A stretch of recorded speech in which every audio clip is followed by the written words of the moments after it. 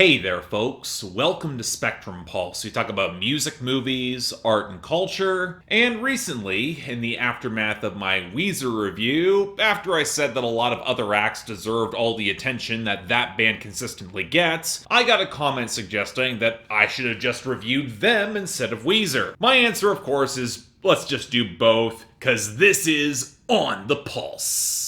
So we got 10 albums on the docket. Let's first go back and talk about From Fell From the Tree, Find their way through the words that you taught them. They're still lovers in the same ways. Haven't seen them.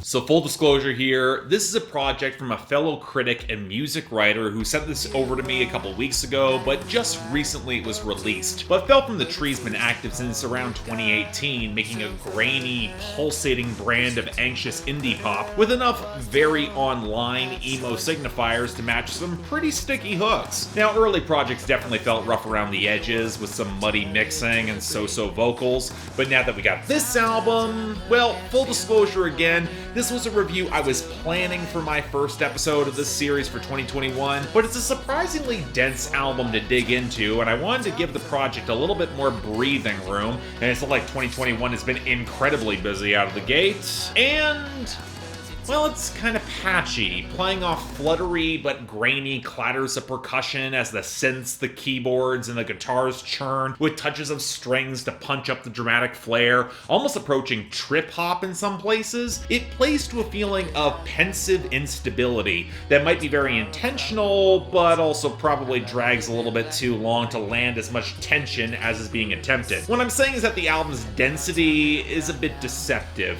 In between the percussion and the lyrics that have a very conversational, constructed, but kind of overwritten feel, it has the feel of constantly second-guessing itself, which would be very compelling if there was a little bit more poetic flair here. It reminds me a lot of certain stripes of emo in the late 90s and early 2000s, where if there is some compelling drama, if you dig for it, but it's not exactly direct enough to land impact, but also not flowery enough to suck you in on wordplay alone. And in the midsection of the album, it starts seriously feeling kind of turgid and dragging. Some of this is not helped by the vocals. Hannah Jocelyn's vocals are so tightly tracked and touched up with synthetic processing that they can make her very wordy style blur together a little bit without the cleaner punch that some of her more emotive moments on this album could really use, and they're all pushed a little bit too deeply into the mix overall. Again, I know it's very much intentional to amplify the anxiety of being caught up in one's own thoughts, especially in the past year, but it also feels a little bit too clunky and abortive to flow into it well, and the shifting fidelity of the percussion only amplifies that fractured, anxious feeling. Hell, really, outside of Weird Place just being stacked with so many great little turns of phrase, Long Road having a great mantra-like structure that is insanely catchy, and a pretty great synth buildup off of Breaking Point that unfortunately ends off feeling really tinny by the end, it feels like the entire album is set up for the massive 1-2 punch that are the final two songs of the album, Dress and Good Advice, where she fully comes into full view, faces the larger world around her, and then accepts herself, or at least starts to, with the first moment with her style shows every shade of emotional nuance and lyrical detail. It's a terrific payoff, especially with that strings arrangement, but it took a while to get there. Still, such a strong ending justifies the entire project, and if you want an emo-leaning, indie pop electronic project that speaks to the trance experience with such sparkling clarity and lands in such a moment of euphoria so effectively, this is one you want to hear, so solid 7 out of 10. Check it out. Next up from Tenant From Zero,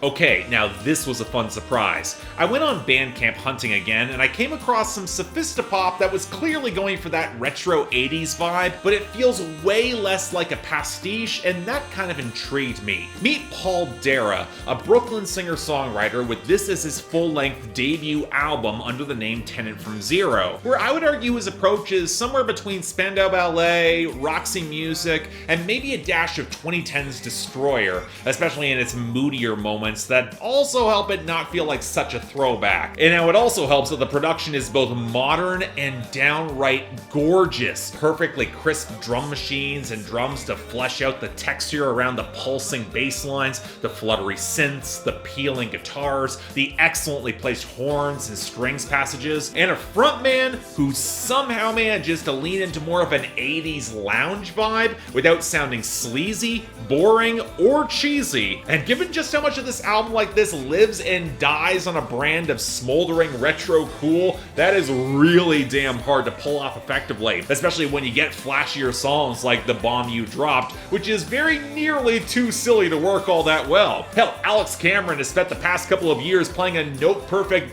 parody of this vibe. So the fact that Th1rt can still make this brand of cool actually stick for me, while playing into the complex, brooding lover vibe with the sort of lyrical detail that screams effortlessly rich jet setter, it is a testament to his charisma and just how well this texture sticks. I also think that kind of helps is when you dig into the content, while the cooing backing vocals imply a lot of feminine companionship, they're rarely in the song explicitly.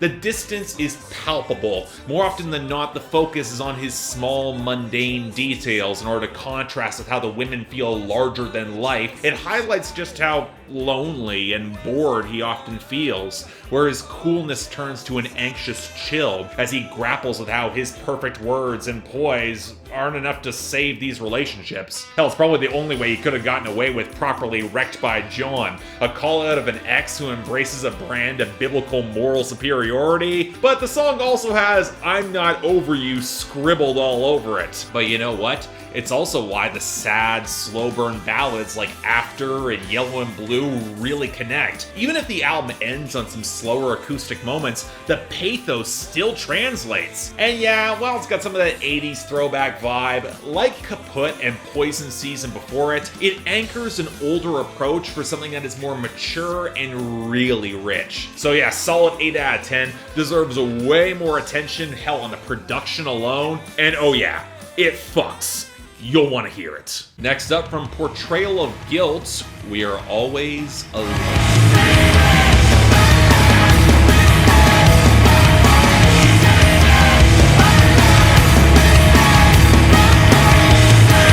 Alright, got some screamo on the docket again, although in this case we're dealing with an act with heavier, more guttural elements of post-hardcore, grindcore, and even some black metal. A little bit more downbeat and raw than the stuff I would normally seek out, but there was enough of a melodic sensibility to their 2018 debut album that made me want to give this more of a chance, and, well, I wish more of it had translated to this project, which I do think is a bit of a step back in terms of its tunes, if not sonic direction. Indeed, if there are words I would use to describe this album, they start with fragmented and they work outwards from there, where black metal tremolo riffs and swells, they barely even last between the spacious, creaking atmospheric warps, the bass-heavy grind passages, and some weirdly normal-sounding post-hardcore, which for a project that's clocking under a half hour, leaves you kind of wishing there was a little bit more developed focus in some of these compositions. I'll also say I'm not really crazy about the vocals. You get a black metal cackle more often than most, and it just doesn't have the varied but visceral intensity that they did bring to their debut. And the cleaner vocals here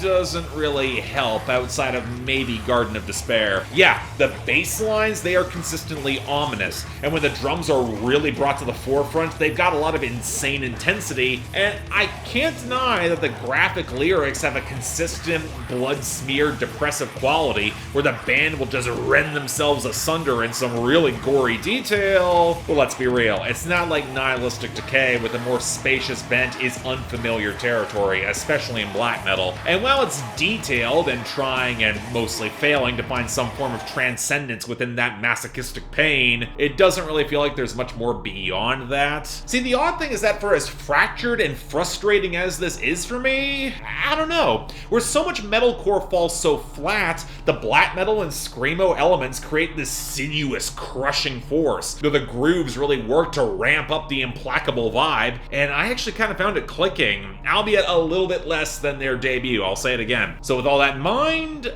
very light 7 out of 10, likely more for the crowd who likes the sound way more gristly and less melodic, but again, still mostly kind of worked. There's something here. Next up from Goat Girl on all four. It comes and it goes. The feeling is a soul. Okay, this is an interesting act. All women in post-punk that formed in the latter half of the 2010s, signed a rough trade, put out their debut in 2018, and their sound was actually pretty damn interesting. Half shambling, ramshackle country, half jangling feminist art punk, and I kept getting a lingering impression of tropical fuckstorm in some of their compositions. Now, this is their sophomore album, and, well, if you were expecting the country edges of the sound to stick around, that did not happen. That's been swapped out for some sharper, burbling synth lines and some firmer, quasi-new wave dance grooves, and I gotta be honest, I'm not sure it was the best fit. For one, the vocals have this sort of dead-eyed, flat presence that can kind of get lost in the mix, not for the best when Goat Girl is still a pretty literate band, and there's a fair amount of sharp social commentary interwoven across a lot of the album, mostly reflecting the slow, existential horror of the larger world breaking down around them, leaning in on the whole environmental catastrophe and the disaffected abuses of capitalism,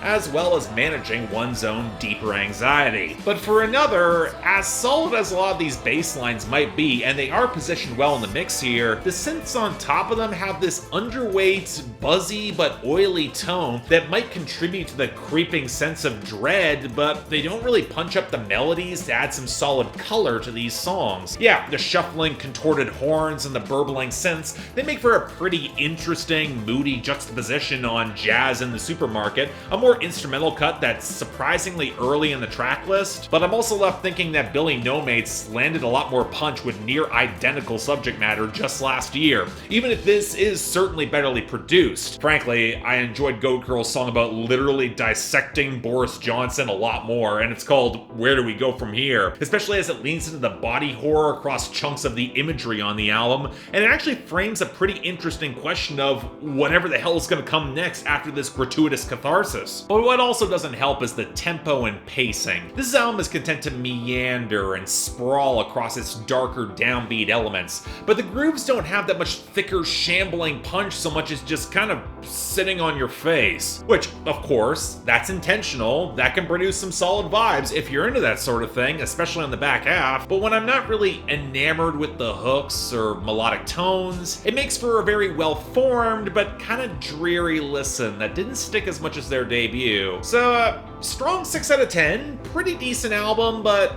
I'll say it, I did want to like this more. Next up from Fickle Friends, Weird Years Season 1. Getting messed up to any idea just to take the edge off. I don't miss going outside all the time.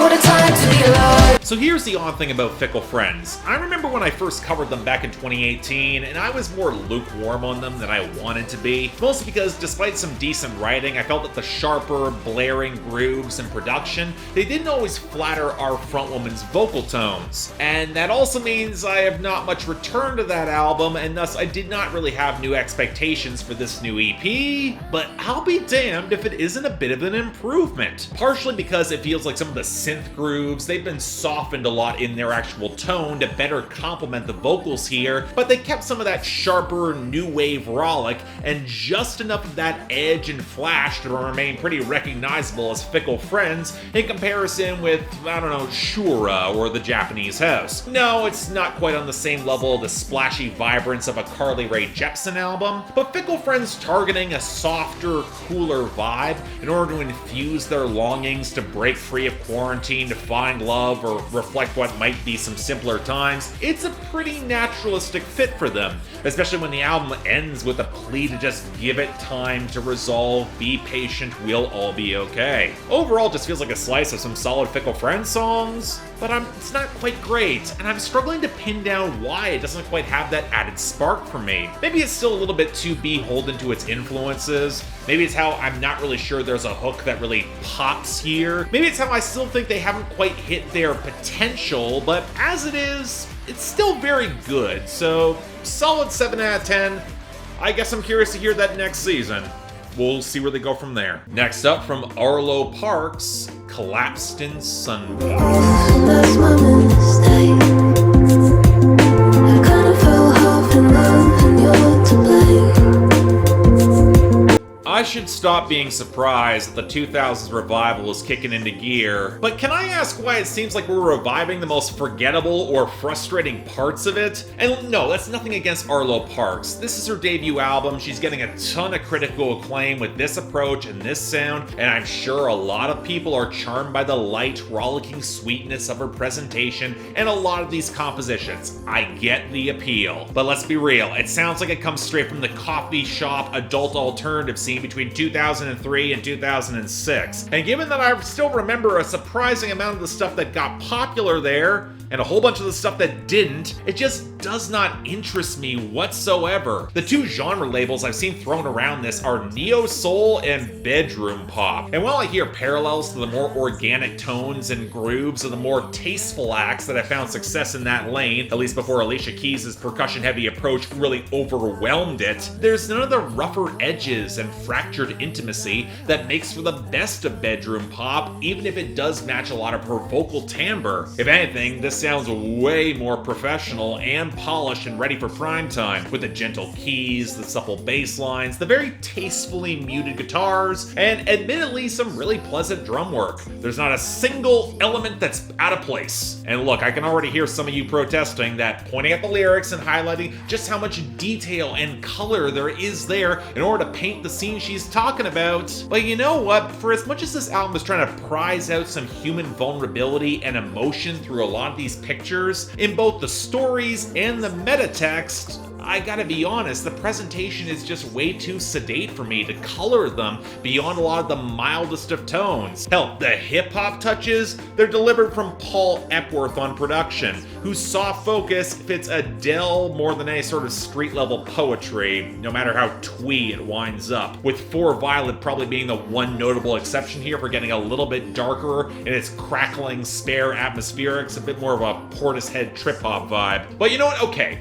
There is something to be said about doing this sound well, and there are adult alternative acts I do really like, but that's also because there's often a magnetic intensity from the presentation, like from Sweet Whirl or Sarah Bareilles. And let's be real, Arlo Parks is way too studied and reserved to get into that. Or, you know, the poetry's got some sort of kick to it. Though with these songs, I often feel like we're observing the soft-focused drama rather than finding a lot of the pathos within it, both in and out of Arlo Parks' experience. It's one reason why Eugene, and to a lesser extent Green Eyes, they're some of the better songs here because they at least kind of get to some of the uglier human reality of these failed lesbian relationship scenes, and it winds up feeling a little bit more real than her explorations of alcohol abuse and depression. I just gotta say it. I don't know, for being on a label called Transgressive, this feels like anything but. Being tasteful doesn't exactly mean it's interesting, so 6 out of 10, it's fine, just maybe not for me. Next up from Celeste,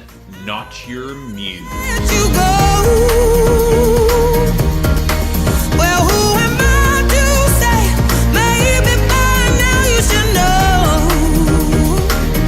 know. Ooh, now this is something that's more up my alley, absolutely. Very husky, more stripped back R&B and soul with a more organic, bassy palette. Celeste proved on her EPs that she could handle both restraint and real power. So now on her full-length debut album, Well, here's the thing. If I just came down on Arlo Parks for playing to a very certain tasteful mid-2000s adult alternative neo-soul vibe, surely Celeste is not that far removed from it herself, right? Well, this is where the details matter, because Celeste is a singer with raspy texture, and it lends the mixes a lot more organic bite with hints of Macy Gray and Amy Winehouse. In fact, it's kind of fascinating to see the contrast when you start digging into the subject matter, where Arlo Parks might deflect with observation that doesn't quite reveal more than an eye for detail. Celeste's sultry deflection comes through self-possessed exposure. That might feel a little bit more theatrical, but also is a lot more intense. An album that opens up with a proclamation that she will be defined by no man, that she is more than just a muse to their stories, and then she immediately opens up the frame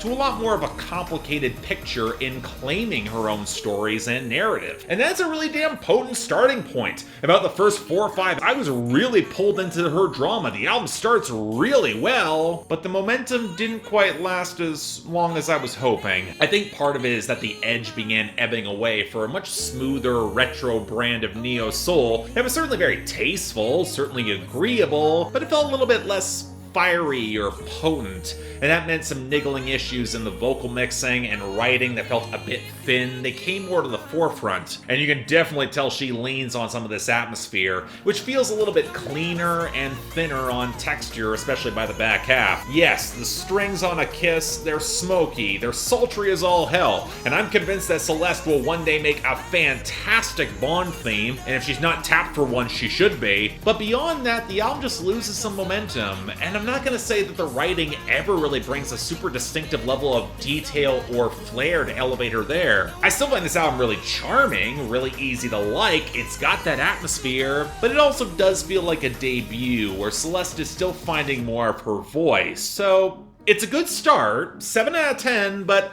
I'm looking forward to what she does next.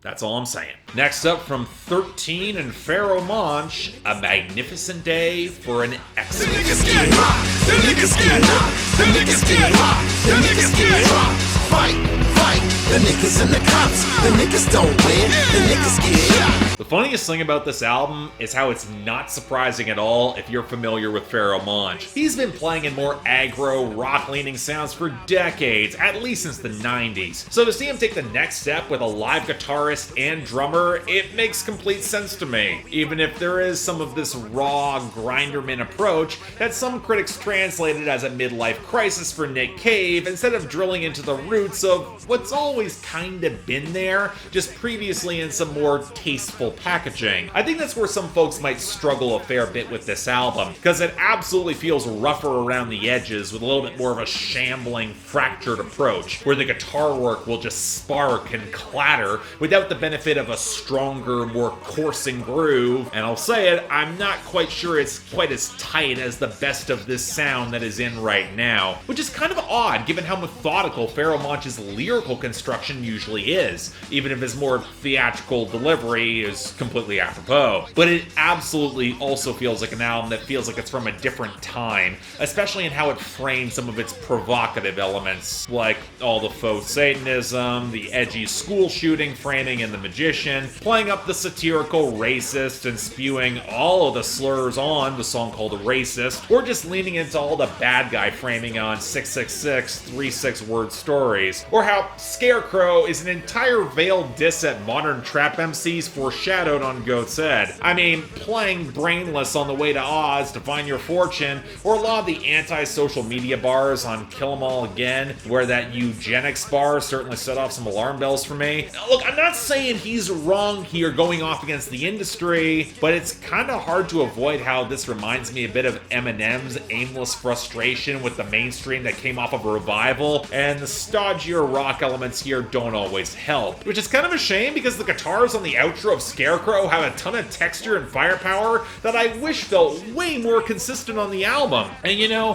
while blunt, visceral detail has always been a consistent tool in Pharoahe Monch's arsenal, and maybe he thinks it hits more effectively off the rock elements here, it doesn't always have the introspection that's really rung through his best work, especially his more sober elements, and especially on PTSD in 2014. Which is why the cool Cool Down on Amnesia feels like one of the first moments where the veneers all drop away, and we get a more sober look at an aging rapper who is excising some older demons. But even then, there is something to be said about reclaiming the villain in a lot of these stories. Like with Backwash last year, he builds off of a Black Sabbath element, but seems very much aware that a lot of satanic cultural myth-making is really rooted in appropriating black culture, which is why it's so goddamn frustrating to see him go for the cheaper provocation that he doesn't need to do, when in the final moments he exposes some of the pain that causes him to lash out like this. Still, this feels like the first step of an experiment where they're still figuring out some of the loose ends, and Pharoahe Monch can hold a project like this together on pretty much force of will, so light 7 out of 10. It feels weirdly dated and kind of clunky in spots, but there's provocation and there's some power here, so with that, check it out. Next up from Lil Skies, Unbothered. My way. You ain't even with my team, you ain't with my gang, little nigga, get the fuck out my face. I bought a Glock in the party, I shoot at the ops, they dancing like B2K. You know, if there's a recent release that I would be excused and completely ignoring going forward, it is from Lil Skies. Because while I've been generally positive on his initial charting material, that sure as hell didn't last, as both his delivery and sound got increasingly stale and generic, albeit generally competent. But now we're multiple albums deep, and not only has the content not evolved or improved beyond a lot of luxury rap flexing, dumping on haters, and more references than usual to weed, at this point Lil Skies' shortcomings are starting to become glaring, especially in his flat, auto-tuned delivery, where if he doesn't want to sound like Juice WRLD or Lil Uzi Vert, he'll wind up sounding like Drake at his most monotone and in his most trap. And say what you will about Drake, his content on average is a little more complex and a little bit more interesting than this. Or you know, when Drake's getting emo, you get a sense of stakes rather than with Lil Skies, who can barely pretend he's not doing it for the trend chasing. Or hell, at least Drake occasionally tries to go beyond the standard pileup of gangsta bragging that is rarely as interesting as it should be. Having My Way, probably one of the best hooks here with Lil Durk, but even then it feels like a pretty direct riff on Drip Too Hard, and while I liked Wiz Khalifa on Excite Me, it's pretty obvious he's just ripping off Kid Cudi, and the instrumental flatters him way more than it does Lil Skies. But okay, fine, Lil Skies has always been more of a competent, technical MC than most, so if his production was above average, this could still probably wind up kind of enjoyable at the lowest common denominator, and wow, it's uneven at best. Forget having any sort of consistent melodic identity to differentiate it. The percussion fidelity is often so inconsistent that you're often stuck with some of the most frustratingly mixed drum machines you'll hear in a while. You take a passable hook on take 5, but the snare sounds tinny as hell. A decent bounce comes through on Dead Broke and Riot, but the bass will just swamp out the mix. And then there are just the later album cuts like Locked Up that sound like cheap filler that you could get from anyone, probably reinforced by so many of these songs feeling barely composed. A fragment of a hook, a single verse, maybe a bridge. In other words, I may have called Josh A kind of derivative and stale, but he at least tries harder than this, which can't even make the most of a major label budget to not sound so cheap and lazy. So yeah, light 4 out of 10. You already forgot this existed, but it's not the biggest disappointment, because that comes from Steven Wilson, The Future Bites.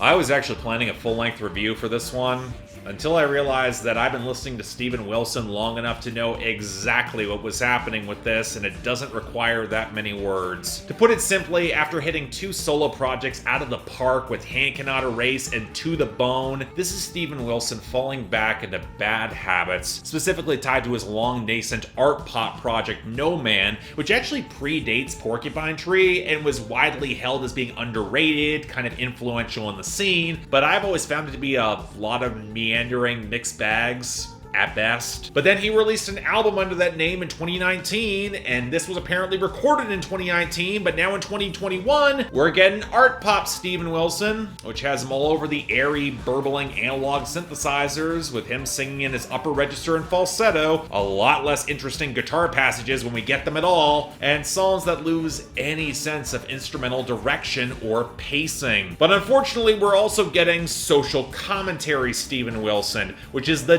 definition of hit and miss, especially when you can tell that he's back to the well of broad anti-consumerism, anti-technology potshots that were tired in the late 90s and become kind of excruciating when you tack on the anti-social media side dropped in as well. I swear, how is it that Code Orange is pretty much the only band that understands that your anti-social media songs should have something to say about the fallible human condition behind it, the people using the social media? It's just the same bland dehumanization parallel between influencer and follower we get from Steven Wilson, and it barely goes deeper. Hell, the big problem is that it builds off a lot of material that frankly he has gone over so many times before, and when he circles vaguely around social media backlash on Follower, which somehow wound up as the heaviest song here, it just does not really go beyond a lot of overstimulation in the scene. You want to say anything more about it, man? And really none of it feels all that new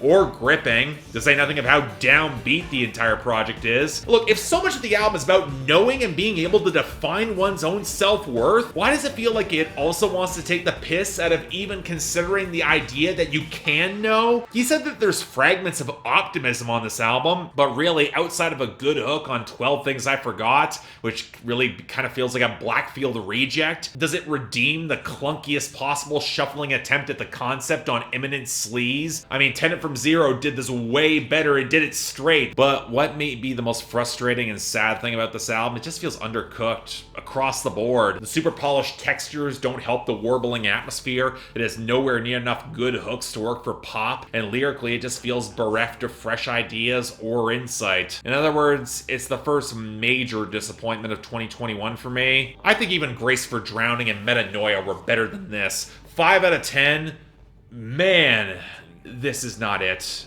And I really want it to be. So yeah, kind of ending on a bit of a downbeat note. It happens, but again, I was expecting this to be way better than it is, and it's just not good. I wanted it to be, but it's not. Beyond that, anything else I might be able to do to improve my presentation, I'm all ears. If you guys have comments about everything I actually happen to say here, hey, links down there. Have fun. I will also say that a lot of you who watch these videos are not actually subscribed to the channel. It's normally around 50-50, so if you want to do that, hey, you get to watch me rant about this stuff even more. I'm sure that makes you feel better, especially came off the Weezer video. Beyond that, hey, if you guys actually want to get involved in supporting the channel or maybe adding albums to my schedule, link to my Patreon is right over there. Please don't feel obligated to do so. Again, tough times out there, I understand. But hey, if you want to get involved, maybe join my Discord server along the way, link's over there. But until then, I'm Mark, you're watching On the Pulse on Spectrum Pulse, and I'll see you next time.